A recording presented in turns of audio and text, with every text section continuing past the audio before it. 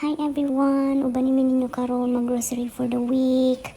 Mao na akong outfit dahil gigikan mi ana nag-walking. Alas 6 pa sa buntag. Mga kanang mga oras. Alas 3 na siguro ni kapoy na kayo dahil sakit na kayo akong tiil.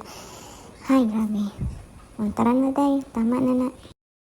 Unya day kagibati man mi katulugon. So nang hapit sa midari bahalag tugnaw. Gwapa kasi auntie. Thanks te.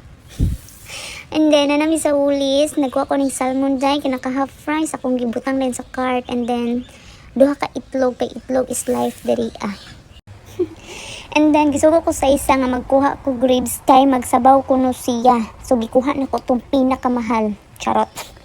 And then, sa pikas dahil, nagkuha siya beef, kay mag-beef steak na po daw siya. Kalami ni mo Nagkuha ko bombay, and then, nagkuha po siya og patatas kay mag-mashed potato daw siya. And then sa bikas nagkuha po siya carrots. Gibalik na niya kay dito siya sa kinilo. Duha ra pud kabok iyang gikuha. And then nagkuha ko ng asparagus kay ganahan siya ani, ganahan po ko niya. Charot. Buang kay napabong-buang. Pabong-buang. Nagkuha di ko gatas ana day. Nya day sa pikas aisle day gisugo na ko siyang kuha ani kay di ko kadto day nawala ko pagka strong independent woman. Nagpabangbuang pud mi diha. Tanawa na karon. Hapit pa ko kalimot sa kong cellphone. Akong gibalik.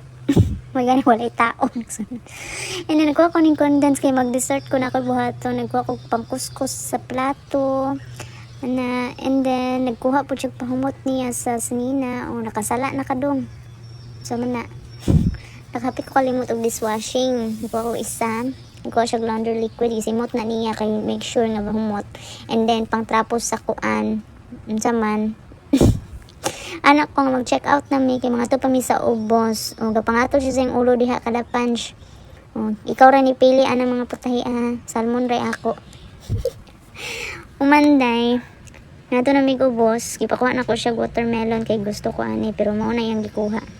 Niya nakakita siya sunlit, nagkuha siya pantat dahil frozen na siya nga pantat. Ako po nakakita ko og durian, gikuha na ko. Unya na ko taran na mag-check out na ta kay murag naka 15 mil na ta diri ang kalaki na to. Duha ra ta mga on. Unya dahil naabot na among driver, manguli na may kay perti ng kapuya jod and then Viola, nanamig balay. Bye bye, see you in the next vlog.